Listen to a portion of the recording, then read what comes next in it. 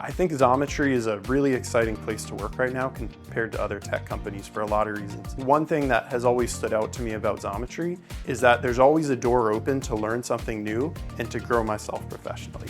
Every time I've wanted to learn a new technology or develop my leadership skills or other soft skills, I've always felt like there was an opportunity and someone willing to help me learn and mentor me through that process. A lot of what motivates me about Xometry is I really believe the vision and I believe what it's doing is good for the world, not just in the immediate term, right? Like in the immediate term, we're helping companies innovate today. We're bringing work to machine shops that couldn't otherwise find such big contracts and important projects.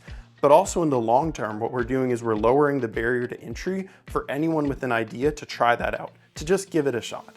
And I think that's going to encourage innovation and enable us to develop and to come up with new ideas and to really go to the next level. I think Xometry is just a key part of that picture. I think a lot of what inspires me at Xometry is the people around me.